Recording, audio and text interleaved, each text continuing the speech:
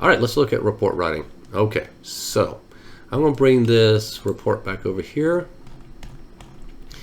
Alrighty, good. Okay, so the first thing that I've done, let me open up the Excel spreadsheet. Good. All right. We talked about the Excel spreadsheet and entering data into it. So this first line is just a sort of a sample. I might come here. What's the school name? First name of the student. Last name, male or female, ethnicity, white. English proficiency is English only.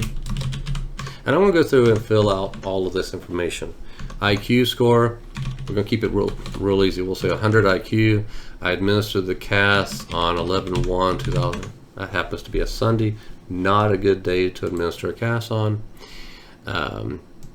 What scores did they get on the planning? 85. Simultaneous, 99. Attention, I'm going to say a 90. And the CAS successive processing, they received 94. Okay. Now, these are the scale scores from the CAS subtests. So on the matrix, they received a scale score of 10.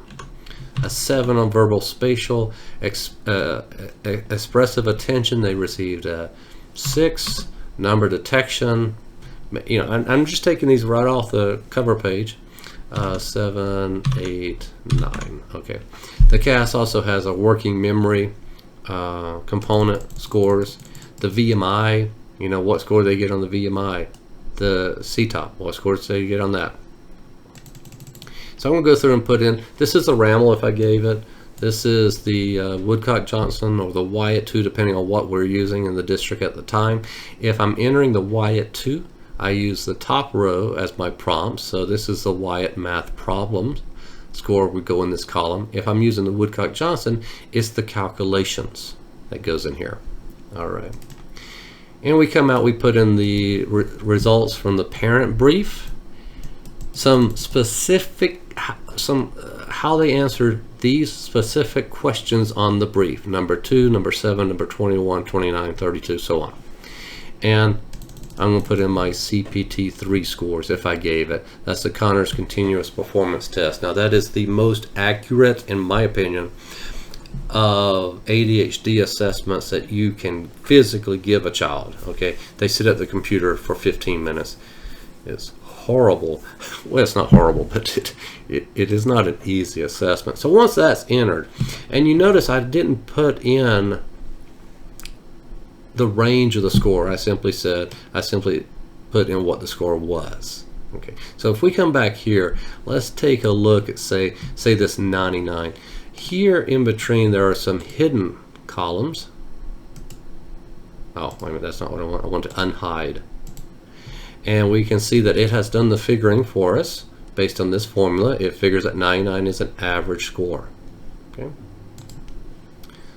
so that is done the whole way through the document in the background, and you will get, if you go to my website, that drjerryturner.com/SOURA, you can download this Excel spreadsheet and unhide everything if you want to see how this the magic behind these numbers.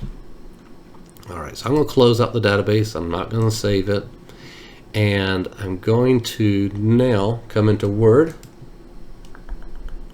I'm going to go to Mailings, and I'm going to select my recipient. So I'm going to use an existing database, which all I'll do is come here and select the database I want to use.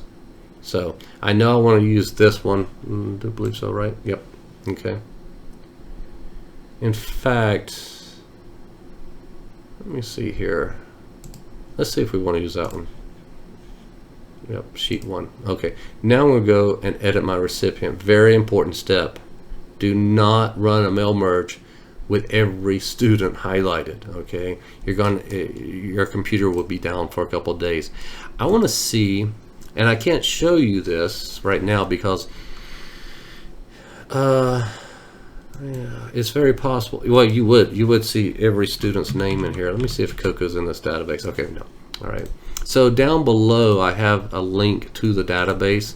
Let me link to that one in here. That should be operational. Let's see here. Use an existing list. Go here to CAS 2020. Leveraging technology. Psychoed database. There we go. Coco. Okay. Database. Coco database. All right. There we go. And yes. Okay. Now I can select recipients, and it's going to populate with all the names in the database. Which there's Coco. Okay. So we're going to turn off all the names, and we're just going to select Coco. So we've entered the information for Coco into that Excel database. We've linked it to our template, which the template has also been downloaded, available for download right below. And now we've selected the one student we want to run the report for. This report, because of all the background work that goes on, if you skip this step and you run all of this, it will generate 2,000 reports. And I don't know how long it would take, because even on this computer, I've let it run for maybe 10 minutes and it just bogs the whole computer down, hasn't finished it, and I eventually have to Control-Alt-Delete and stop it. So let's make sure we do that step. All right, once that step is done, you're done. So you can come here and say edit individual documents. You would say all here because it's going to do all that you checked, and you checked one. Alrighty. I did check only one. No, yes, I did. Okay, there we go. Now, so the template is filled in, and instead of seeing first name, last name here, the placeholders. Let me show you what that looked like. So here's our template. So in the template, it had the placeholder first name, last name, class of, school name, and in the final, you've got all that stuff filled in for you. So even if you only used the first part of that template, where you put in the name, the gender, the birthday, you're going to get the age. Okay, we see the age here. I have that there in case this whole thing runs too long and I can't spell out the word month, then I have to remember that the month is abbreviated MO. Okay, and here we see, okay, is this a triannual? Is it an initial? If it's an initial, we've got this opening paragraph here with Coco's name. And look here, there's a pronoun, and it's correct, and it will be correct through the whole document. His, he, she, hers, if it had been a female. Here's the parent input from the Woodcock-Johnson checklist. So I'm going to go to the website, I'm going to fill in what the parent provided, and I'm going to copy and paste it in here.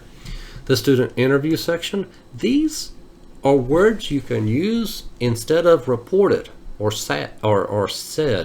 Instead of saying Emmett said he never does homework, I can put down Emmett confessed, or Emmett stated, or Emmett, well, this reported, that's just way overused. Maybe later on, Emmett suggested a way to help in school would be Emmett complained. So these are just alternatives to make your writing a little bit more creative. Records review, well, take a look here. So we're under the health and development section. Now tell me where you would find health and development information on a student's IEP. Right, the present levels page under health. Okay, so at the very least, anywhere you see records review in this document, you can pull straight from the prior IEP. And that's why it says last IEP indicated. Well, why do that? The team knows what was on the last IEP, yes, and then the parent probably signed it, and so nobody can argue with it. The parent's not going to argue with it because that's what was on the last IEP. That's all you're stating, and you've met the criteria for a records review. Now that's just in that section. We're going to do records review throughout this document, because what's going to happen By the way, no, let me not do that. What's going to happen is that you're going to find, let's say under attention processing, okay, all of these scores are from various subtests of various assessments. This is probably not a good example. Let's take visual processing. Okay, all right, so at the very least, you're given the VMI, right? And there's your VMI. And this is going to go into the chart here. We'll throw it in there in just a minute. But you also gave the CAS, and you gave the nonverbal matrices, right? And that's where they see a pattern, and there's a piece missing, and they have to predict what goes in there, what will come next. Okay, pattern recognition. Pattern recognition is used on, the matrix is used on every cognitive assessment out there that's legit. You also have the verbal spatial relations subtest. And if you know the CAS, that's the one where you have 6 pictures and you might have to, which picture shows an arrow pointing toward a square that is in a triangle under a cross to the right of a circle in a circle. And so the kid has to hear all that and figure it out. And they can read it. It's printed on the bottom of their page as well. So what you have the standard VMI, where you're copying shapes. You have the verbal matrix, where you're using a lot of visual processing to figure out what comes next. And here you've got added in the auditory component to the visual processing. So let's take these 3 and let's copy them and let's throw them into the table up here. So we're going to click on the table and say edit data in Excel. Very important that you choose the in Excel option. That opens up this window. We're going to paste. I'm going to come over here and sort by column B, visual. All right, now take a look at that chart. Bingo. Now we can see where our strengths and weaknesses are. All right, so we know that when a verbal component is added to the visual processing, his performance decreases.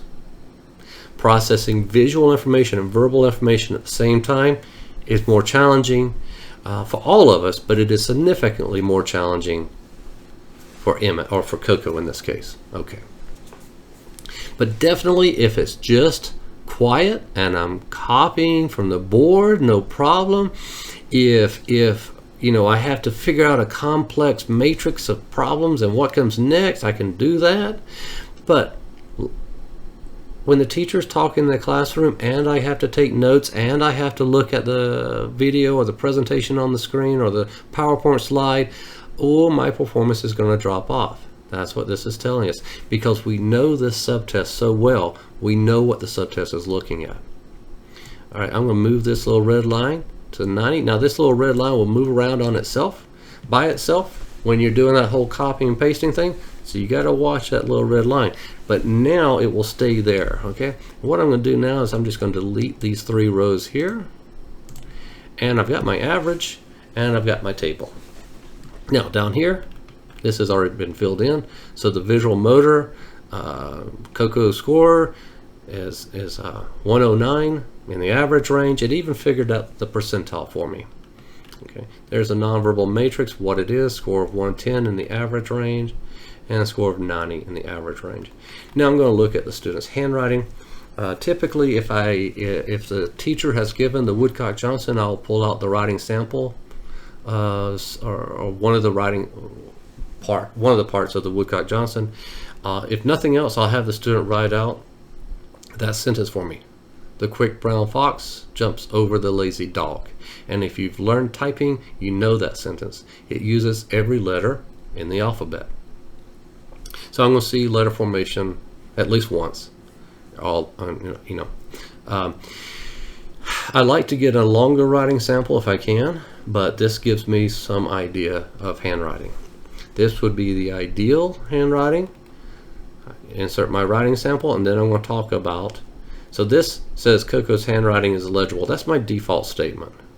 All right, you got to be careful. I'm going to go through. I'm going to change this. I know where I need to update my template at. I know what statements look like statements and look like sentences, but they're not. because it's my template, and that's why you need to create your template. Okay. Now we can continue on, and just to show you down here toward the end,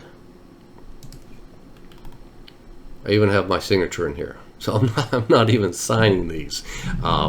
They're already signed. It's just a way to save a few minutes. Take off that draft. Well, no, I'll leave it on.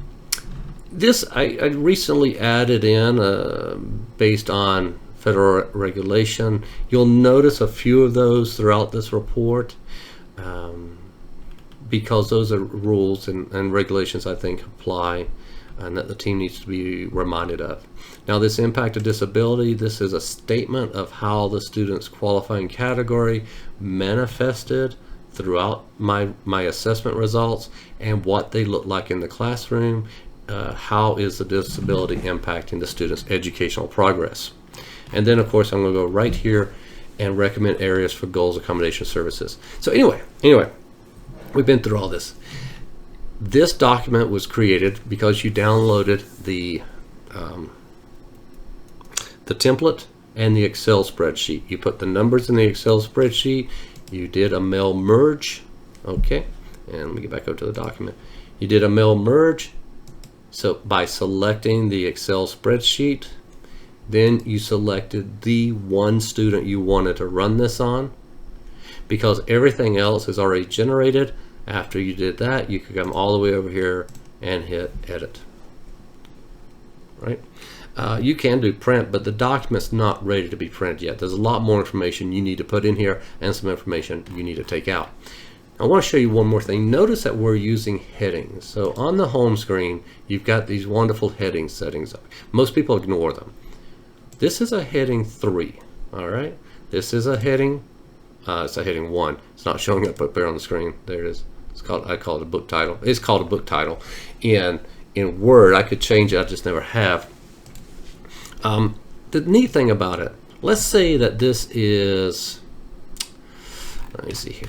Let me go to, okay, here we go. Let's do it this way. So I start off by reporting on academics. First thing we want to know is how the student's doing. What are they learning? Then I look at higher order cognition, or rather IQ scores. Okay. Oh, this is still my template. Let's go over here. Okay. So although we don't have the data in the charts, we have the data down here. We're going to put them in the chart like I showed you a while ago. But let's say the student's greatest struggle here under information processing is memory. Okay, and I want to talk about memory first so that I can talk about area of struggle, and then I can give them some good news, right? So I can take this right now. If we go to information processing, attention comes up first, right? But let's take memory processing and let's drag it up to be the first thing. Now, information processing, we're talking about memory processing, and then we're talking about attention processing. So you can rearrange these just by dragging the heading, and everything underneath that heading goes with it, and the document is reformatted for you. Okay, that's why I like headings. Also, if I didn't do a lot of attention assessments, or I just don't feel like that's a strong point, I can just delete it, and the document reformats as if it was never there. Okay. So this is using headings. I would highly encourage you to do that so you can reorganize your template real easily and make it even more relevant to the panel. I'll show you another little trick here. So we've got this profile, right? What you don't see is that in front of visual motor integration, if you look over here, there is a 109. The scores are written in white just in front of these subheadings. So if I took these 3 subheadings and highlighted them, I can come up here to this little A through Z sorting icon, and I can tell the program to sort by heading, number, because there are numbers in front of the headings, descending. Okay, did that even change anything? I don't know if it did or not. But what it would do, what it didn't do. Why didn't it do that? Hang on a second. Let's look at that again. Sort, headings, number, descending. 109, 110, 90? Why is 90 coming up? Why is 110 staying there? Huh. All right, let's do it this way. Let's bring that up. There we go. All right, now we've got nonverbal matrix first in the graph, first in the explanation. Verbal motor integration first, and verbal spatial. Typically, that sort will work fine. I'm not sure why it didn't do it, because I'm in the middle of a presentation. As soon as we're over here in just a few minutes, I'm sure it will do it fine again. But at any rate, you can move these. So you got the auditory processing profile, 119, looks like the highest one. There's another 119, 118, 116, 110. There you go.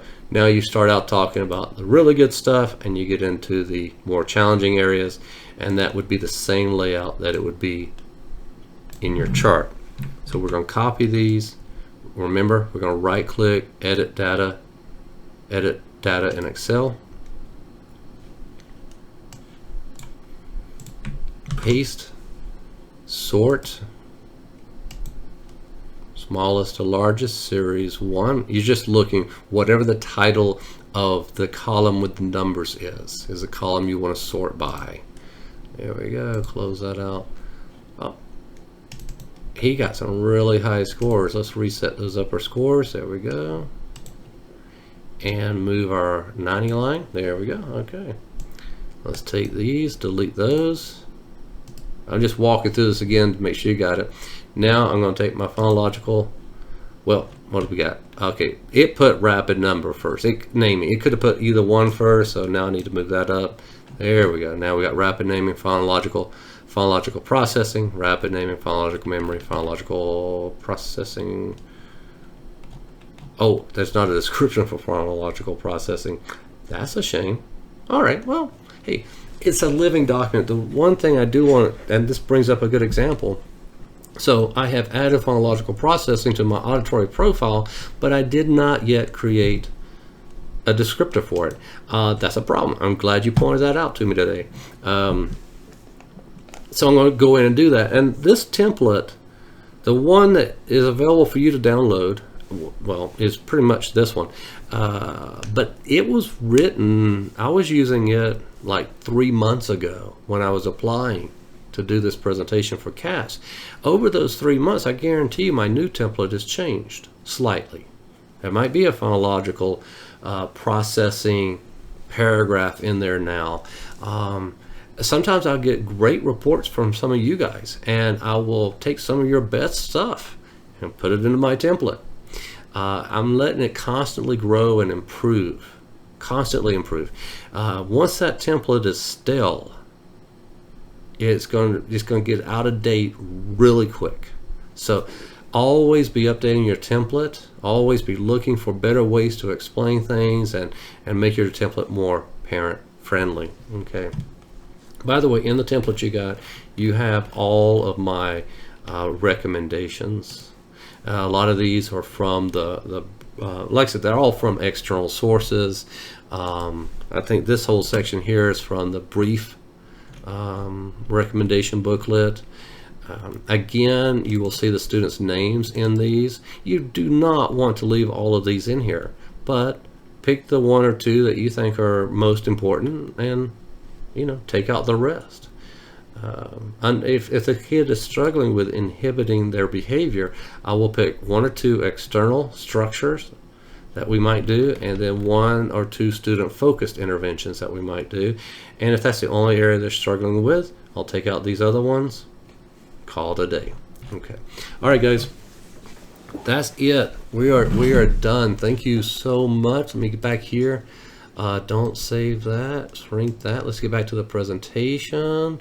Alrighty. Again, drjerryturner.com/soura for additional resources. The resources down below. I appreciate your time.